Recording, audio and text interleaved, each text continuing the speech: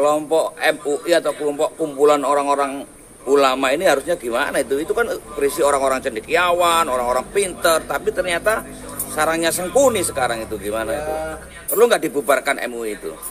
Kalau memang udah nggak ada gunanya lagi, terus untuk apa? Apalagi kalau di situ hanya kumpulnya orang-orang yang hanya Munafik. menjual agama hanya untuk mencari keuntungan saja. Berarti setuju dong kalau MUI harus dibubarkan? Ya kalau memang nggak ada gunanya buat apa? Iya. Bikin uang rakyat malah nggak karu-karuan, nggak jelas ya.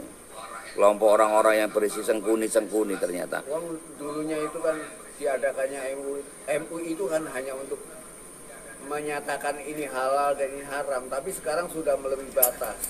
Mereka seolah-olah sudah kayak dewa yang menentukan mana orang suci, mana orang jelek.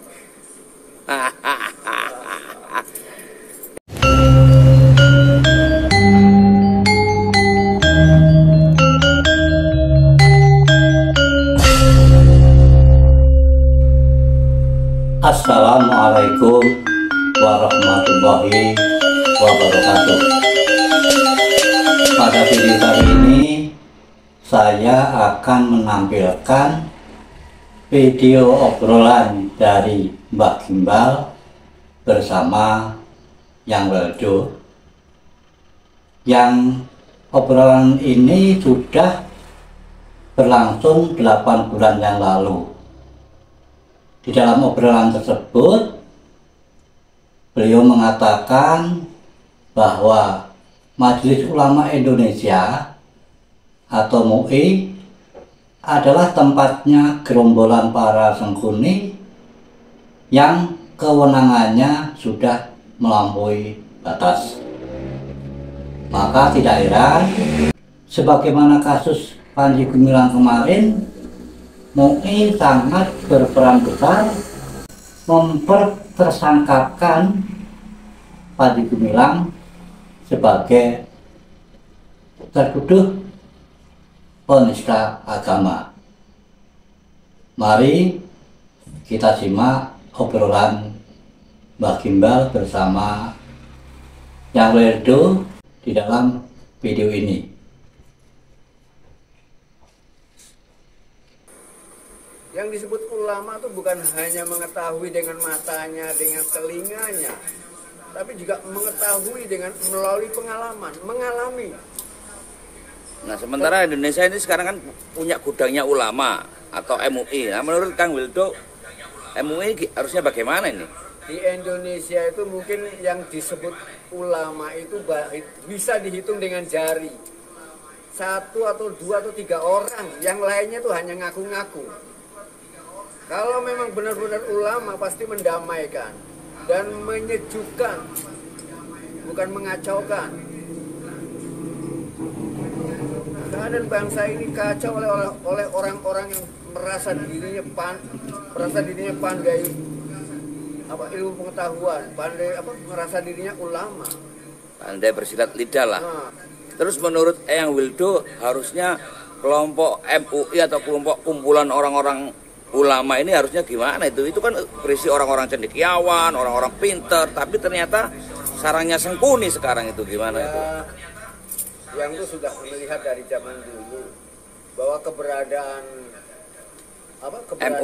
MUI, Majelis Ulama Indonesia. Keberadaan mereka itu sebetulnya enggak memberikan dampak positif apapun terhadap Indonesia. Tapi kan bisa membuat keputusan haram, dikit-dikit haram.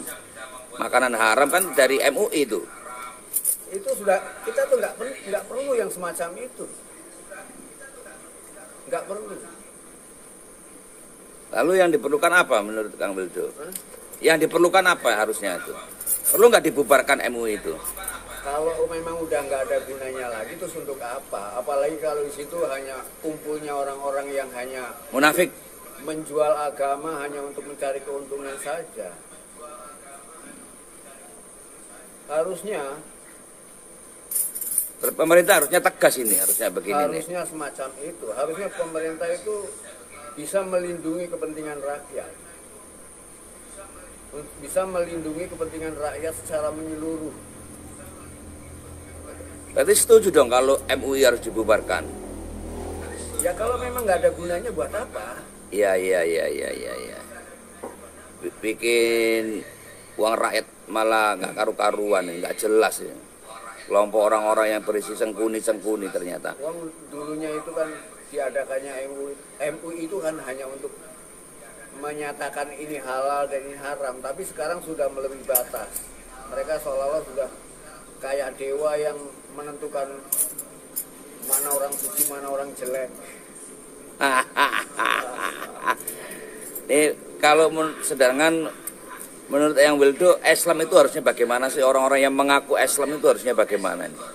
Islam itu bukan lembaga. Islam itu perilaku. Orang yang mengaku Islam itu banyak sekali. Belum tentu mereka bisa melakukan yang disebut dengan Islam. Karena perilaku Islam adalah perilaku yang pasrah diri. Esensi daripada Islam itu adalah pasrah diri.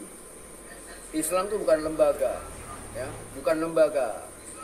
Apa yang dibawa oleh Rasulullah Muhammad ini bukan lembaga, tapi Rasulullah itu membawa, menunjukkan pada kita bagaimana berperilaku yang baik, yang bisa bermanfaat buat semua manusia, termasuk seluruh penghuni alam. Tapi yang kita lihat sekarang, kita lihat sekarang, mereka jauh dari ajaran Islam. Apalagi kalau kita melihat, atau apalagi kalau kita kembali ke perkataan Nabi Muhammad yang mengatakan bahwa Islam ini akan pecah jadi 73 aliran dan semuanya sesat. Widih, ngeri banget tuh. Pecah menjadi 73 aliran, semuanya sesat. Wah. Yang benar hanya satu. Yo. Untuk yang mencari yang benar satu itu gak gampang. Gak gampang. Itu memang ada ayatnya ya, dinyatakan 73 itu. Kenapa disebut sesat? Karena semua aliran yang muncul itu lahir karena pemikiran. Ya, lahir karena pemikiran para pemimpin aliran-aliran. Jadi kalau kita ingin kembali kepada Islam yang sebenarnya, kita harus kembali kepada sumbernya. Dari mana Quran itu berasal. Sumber Al-Quran adalah kenyataan. Jadi kalau kita ingin mengetahui Islam yang sebenarnya, carilah kenyataan. Untuk mencapai kenyataan, ada 4 langkah. Syariat, tarekat, hakikat, makrifat. Jadi kalau ingin memahami Islam, jangan berhenti pada syariat. Capailah ke tingkat makrifat. Itu baru kita akan mencapai kemurnian Islam. Kalau baru pada tingkat syariat, itu masih di tingkat kanak-kanak. Karena syariat memang diadakan untuk anak-anak. Sebagai bimbingan awal kehidupan manusia di permulaan hidupnya, yaitu di masa kanak-kanaknya. Oleh karena itu, demi kesempurnaan ajaran, jangan berhenti pada syariat. Tarekat, hakikat, makrifat. Disinilah kita akan menemukan yang sebenarnya. Ya, apalagi orang-orang Wahabi, Salafi, ya, mereka punya cita-cita ingin mengembalikan Islam pada kemurniannya. Tapi apa yang mereka lakukan salah. Salahnya di mana itu Bang? Mereka untuk mencapai kemurnian Islam harusnya mereka mencoba untuk mengetahui apa itu yang disebut kenyataan. Karena kenyataan itulah sumber Islam. Bukan kembali ke zamannya Rasulullah. Bukan kembali ke zamannya di mana Nabi Muhammad dulu pernah hidup. Apa yang kita peroleh di zaman itu? Orang-orangnya sudah nggak ada. Sunnah Rasul pun sudah selesai. Yang disebut sunnah Rasul kan hanya berlaku ketika Rasulullah masih hidup. Dan hanya orang-orang yang ada di orang-orang yang hidup sejaman dengan Rasulullah saja yang bisa memahami sunnah. Karena dia bisa mengetahui bagaimana Rasulullah sembahyang. apapun yang dilakukan Rasulullah pada masa hidupnya disaksikan oleh orang-orang sejamannya. Itulah sunnah yang sebenarnya. Dengan sunnah yang kita ketahui sekarang, itu kan kita peroleh lewat hadis.